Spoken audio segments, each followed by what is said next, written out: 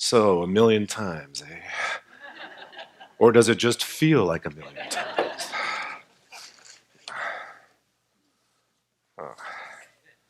You know, I send the readings out during the week before I come out here once every 6 months or so. And to be honest, I don't really think about them all that much until I get back out here. And then I hear them being read. I'm going, what were you thinking exactly? It's like, are you on Soma? Soma, for those of you who don't know that reference, there is a theory about the origination of religious traditions in which they are based in the drinking of soma, which is both a real thing and a stand-in for psychedelics. And if you think about, and I'm embarrassed to say it wasn't until I got to graduate school and got introduced to that I didn't really think about the origination of religious traditions as being somebody's acid or psilocybin trip. But once that was introduced to me, a whole lot of stuff made sense that never made sense to me before. So we'll talk about that more when we get to the pollen book directly. Maybe one thing about one of the readings, the Dalai Lama reading, the first one. One of the reasons I like him so much. He said, you know, the short-term gratifications of pleasure, like sex, drugs, or gambling, though I'm not knocking them. Quite a few years ago, he was asked. The Pope had just come out with this encyclic on, you know, reaffirming the importance of sex only within marriage, and they asked the Dalai Lama about that, and he said, "Sex, you know, I think sex is great. That's fine." He said, "Marriage, too much attachment.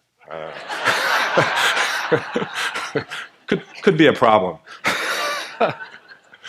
Not with you, though. Thank you. Just the right amount of attachment. Oh, okay. We must get to the topic at hand. So it's the new year. Happy New Year. I don't generally get the impression that this is the kind of group that makes a lot of resolutions. Don't let's. I don't mean that in a bad way, right? I mean that in the way that you thumb your nose at convention, and we applaud that. And you won't be, you know, bound by these sorts of trite social niceties. Well, let's just say, for the sake of argument, that you have, in fact, made a resolution, and because the new year coincides with your desire to look into the roots of compassionate action, you have decided this year to become more compassionate, whatever that means to you. So first, good for you. So for some of you, that may mean you're at a particular point in life where you've taken the Bodhisattva vow, and though sentient beings are innumerable, you have vowed to liberate them all. If anybody want to raise their hand on that one? Okay. Or maybe you're just a little bit humbler, and there's some particular noble cause that you're going to devote your time, talents, and treasure to this year. Good for you. Make the world a better place for at least some of us, if not all of us.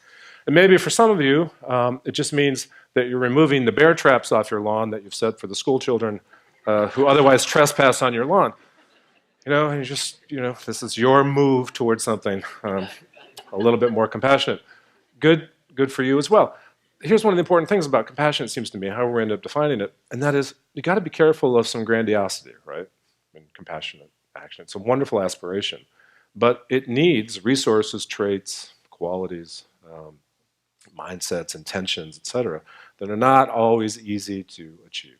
So being, I think, appropriately humble about what we can achieve, even as we set out to be more compassionate and take more compassionate action, can be helpful.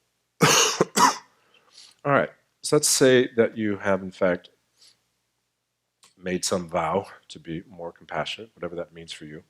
Why did you do that? Why? I mean, it seems like such a simple, perhaps obvious question. Well, why wouldn't you be more compassionate? There's a lot of unnecessary pain and suffering in the world. By definition, the necessary pain and suffering is something you can't do anything about. But there's unnecessary pain and suffering. I can do something about it, or you can do something about it. Why wouldn't I? Well, there are an awful lot of people who answer that question in the negative, as you know. Who treasure many more things or value many more things much more highly than compassion. So why? when people act or vow or try to be more compassionate, what's their motivation for doing so? A, they're just that kind of person, right? They are wired in ways that they score very high on the conscientiousness part of the ocean test, the personality test. They are moved in some way by other people's suffering. They become social workers and ministers and occasionally doctors. And they just want, nurses are a better example than doctors, sorry. I take that back. Nurses, then doctors. um, and so there's a kind of disposition on whether that's, karmic ripening or the accidents of in utero wiring or something from their environment, who knows? But that's just who they are. There's some small group of the population that's that. Other people, a sense of duty, right? They might not feel terribly inclined to be compassionate to their fellow human beings, animals, the environment, but through whatever tradition they're grown up with, by association, a strong sense of commitment to human or environmental dignity, they make the commitment to try to ease the unnecessary pain and suffering of others. Also very good for them. Others may be consequentialist. I will benefit in some way by being more compassionate. It'll redound to me, if in no other way, then the community or environment in which I get to live will be better than it is now. Science, at least as I read it, probably falls into this latter category, in which mainstream science, I think, would say the best we can hope for in terms of compassion is reciprocal altruism. Right? You're never going to get the selfish interest, selfish in the Dawkins sense that that's good, it helps you survive and those and kin to survive and people who care about survive. You're never going to breed that out or even through cultural evolution, totally eradicate that, but that's okay. You're looking to do things under the guise of compassion that will redound some benefit for you. Somebody's unnecessarily suffering now, maybe it'll be you or kin or friends later. It'll come back in some way. Reciprocal altruism is the best we can do by way of compassion. That's not so bad. But then what happens, it seems to me, in the history of our species, is we try to codify that starting about 2,500 years ago or so in the religious traditions as they're known today. And don't worry, I'm not going to speak too much about religion. I know where I am. So I don't want to be speaking to a lot of empty chairs here in 10 minutes. So religion is kind of interesting, right? As I accept the notion that religion is a product of cultural evolution that tries to codify some of these biological and evolutionary intuitions, survival tactics, etc., and takes it one step further and says, well, let's aspire not just to reciprocal altruism, let's aspire to a kind of selfless, egolessness. Let's put ourselves totally in the service of other human beings, for the most part, occasionally in the environment. To which Freud's famous response was, that's the best recipe for neuroses ever. Right? It really can't be done, and you end up with all kinds of trouble. But maybe there is an insight there that we can work with in terms of the aspiration. So let's talk about the obstacles to selflessness, to egolessness, to compassion. What are the obstacles to compassion? Well, or to acting compassionately. Well, the first one is the most obvious one, I have to tell you, and that is, of course, other people. I know that I'm fully capable of being a compassionate human being. I know my intent. I know how much loving kindness, patience, serenity, equanimity I am imbued with and embody. And then what happens is I leave the house and shit. There are other human beings in the world. It's like, and they keep screwing up for me. And I wish they would stop. Sometimes I don't even have to leave the house. I love my wife more than anything, but it's like there are times she either can't or just refuses to read my mind. And I don't know why that is, but I say, honey, can't you see how selfless and loving, how much loving kindness I'm practicing right now, right? So it's a huge barrier, other people, and I don't know that we can do a lot about that either. So we probably should focus on the ego, right?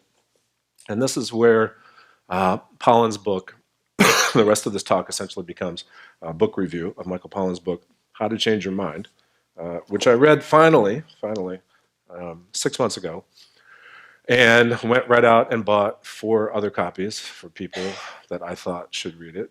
And not, no, in a good way, in a good way. In a good, no, really smart, great people. One of the chief medical officers at Spectrum gave him a copy. Can't wait to talk to him about it. Therapists and other dear friends who I can't wait to talk about the book with. I'm sure I'm going to buy many more copies. And when my children get just a little bit older, though my 10-year-old, I think, might be ready, actually. We'll talk with them about it as well. But the ego is the largest obstacle, of course, to compassion. So what is the ego exactly in our history? Why did religion and then spiritual traditions evolve to suggest that the ego dissolution is probably the key experience in becoming, or at least getting a glimpse into what it might be to be the kind of person who could be available to other people to actually help them alleviate pain and suffering, rather than just mouth the words or go through the rituals. So a little bit of science here, and I think it's going to be helpful. I'll see if I can do this without referring to the book, but I may. We'll have a scripture reading from the Book of Psychedelics and see how that goes. There's something called the default mode network that was only discovered by neuroscientists in 2001. It was by an accident. Most researchers, when they're doing fMRI studies, take a baseline and then, of course, add whatever the stimulus is, and you measure the baseline against what's happening. Well, it turned out the baseline, the researchers at the University of Washington got very interested in the baseline itself, the mind at rest, the mind that's not attending to the external world. What's happening in the mind, the brain, when it's supposedly at rest? Well, it's not at rest at all, of course. It's involved very heavily in what's called metacognition. It's thinking about the past, it's thinking about the future, it's constructing the self, it's constructing an ego, it's thinking an awful lot about other people, too. It might be working through moral dilemmas of one kind or another. It's doing an awful lot of work. In fact, the default mode network takes up more energy in the brain than any other aspect or regions of the brain. It connects a number of regions. And it's the hierarchy in the brain as well. It devotes more electrical energy to keeping all the other aspects of the brain under control. It's the conductor. It's what's going on.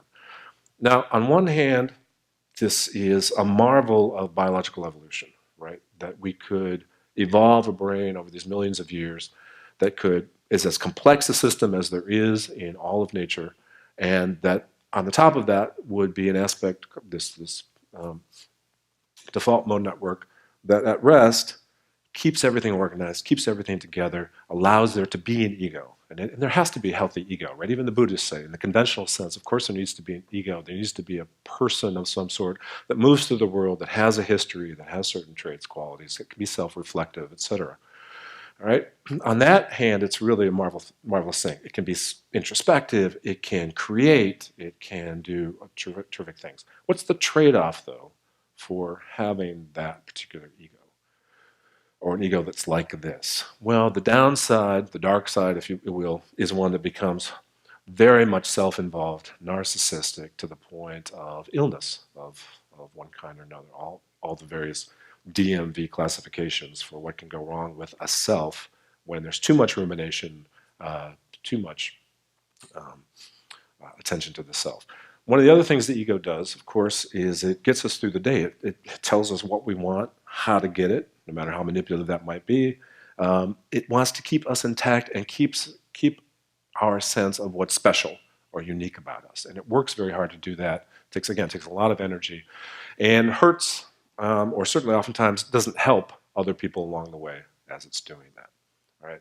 So the ego, I mean, if we just take that much for the sake of time in terms of the ego, and acknowledge, really critically important on one hand, really critically sort of debilitating on the other hand, in terms of us being available on any kind of regular basis to be the kind of people we would like to be, or certain religious or spiritual traditions suggest that we could or want to be. What do? Well, think about those moments in time or what activities you were engaged in when there was a kind of ego dissolution, a sense that the self was no longer in control. The default mode network was no longer sort of plowing ahead, making sure that that conservative ego that wants what it wants and is largely self-interested is in control. Well, it could be being enraptured by music. It could be, tantric sex practices. It could be a moment in nature where you're awestruck, in some way. You're just overwhelmed by the beauty of nature. There are lots of different ways to do that. Meditation is probably the one that's held up the most often. Meditation is hard. Getting on your cushion every day, sitting there, mindful attention, developing the aspects of the brain that are generous and open. Very hard stuff. It's very popular these days. It's also very, very hard if you've tried to do it. Fortunately for us, the pendulum is swinging. We live in fortuitous times, and there is yet another way. Psychedelics. How cool is that?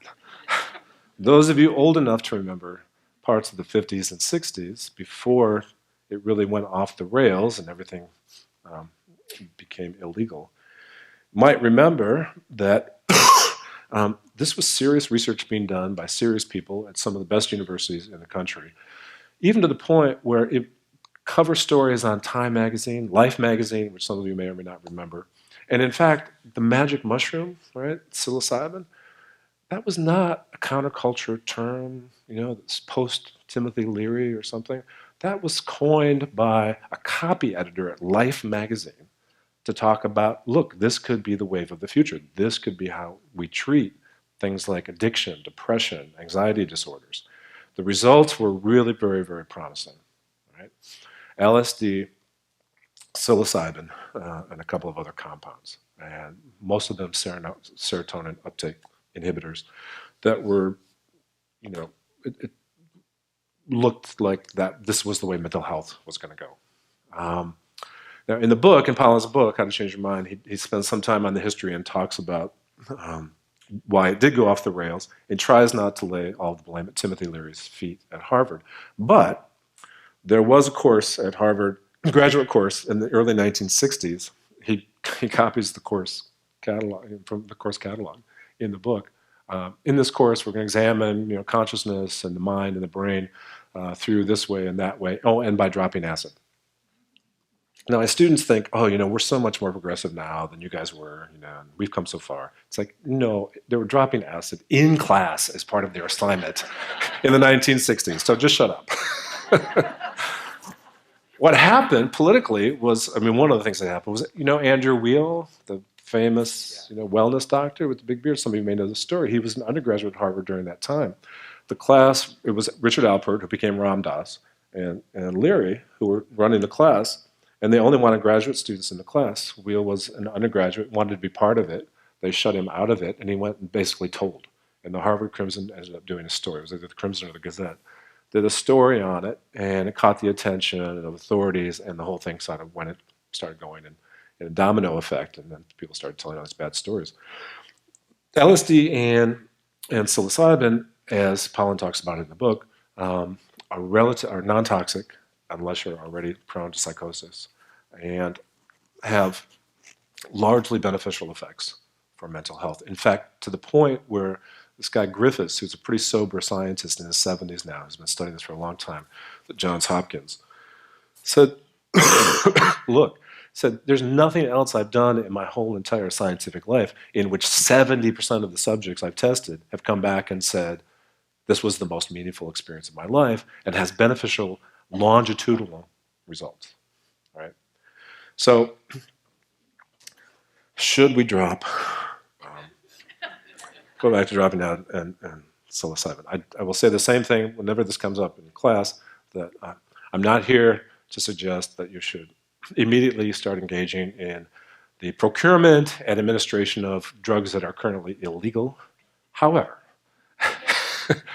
if you find yourself perhaps being able to be part of a study or working towards the legalization of these substances, that seems to me, and I'm certainly convinced by Pollan, if I wasn't earlier in the book, that that's the way to go.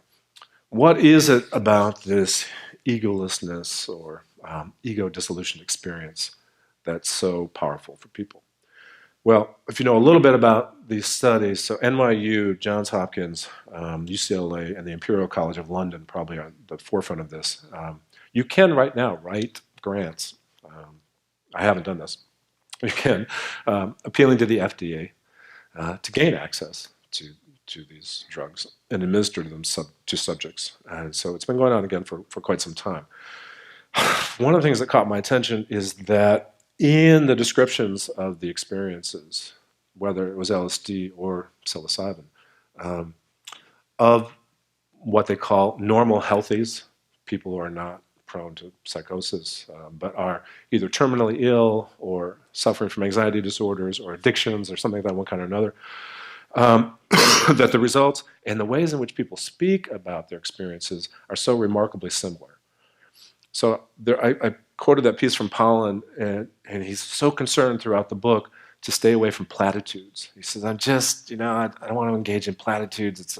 But, he said, what's a platitude? He said, but a truth that's been stripped of its flesh, that's been stripped of emotion, that's been stripped of meaning. He said, what these experiences do for people is they put that experience, that emotion, the depth of experience back into the platitude. So he's hard on himself, and he's hard on some of the sort of the subjects who come back and have this 4-hour psilocybin trip or whatever it might be, and say, "Man, it's just like it's it's all love, baby," you know. And he said, and he wasn't going, when he wrote the book, he wasn't going to do them himself, but he got so intrigued, he said, I better, as a good journalist, I better do this. And he describes in detail his own guides and his experiences. And he comes to the point, he says, I understand how people can be both spiritual and atheists. I understand how people can describe it in godlike terms, the experiences they're having, and yet hold to, a non-conventional or atheistic point of view. He said, because here's the experience, and I'll dovetail it with my own. So Bill Richards, who's a psychiatrist who was very involved in the early days and also in his 70s and is now back involved in all this, said, every divinity school, every student in the country should either drop acid or take mushrooms, before they profess anything to know anything about spirituality or God or anything like that. Well, I hadn't read that, but in my 20s, I was a divinity school student at Harvard, and I was a little ahead of the curve. So yeah. So in the book, he talks about the importance of set and setting, because these drugs are so hypersuggestible. The intent with which you go into them, the external environment you create, the guide that you have with you matter tremendously in terms of the experience you're going to have. So I was very fortunate to be with a slightly older woman who had been experiencing this, who agreed to act as a guide. And I had a very, very good first experience, ecstatic, really, remarkable. I probably would have scored pretty high on the mystical experience questionnaire, which is an actual questionnaire social scientists have developed to determine whether you've had mystical experiences or not, either on meditation or drugs. But there was, one of the reasons this is working so well with people who are addiction, depression, and terminally ill folks who are experiencing tremendous anxiety about death and their mortality, is there is a kind of object subjectivity. In other words, there are so many reports of people having the same kinds of experience that it moves from just mere opinion, oh, you were on drugs, man, but everybody is having very similar experience. And experience tends to be along these lines. I had a sense of the infinity, compassion, and love that fundamentally makes up the universe. And a sense of infinite space. In my case, I'm not a physicist, but one of the experiences I had was it was the Einstein universe curving in infinite space that just came back to feel like that had a qualitative experience to it. So here's infinite space, would you think it would be neutral, and yet it's the most welcoming, most relaxed, most loving. And this is where words fail. This is why the mystical experience is so hard. Poets try forever, and now scientists are trying. How do I put this kind of experience into words? Well, one of it is that, but what he comes back to and what the other folks come back to time and time, what that experience led to, infinite space, peace, welcoming, the loving quality of it, also breaks down the ego barriers.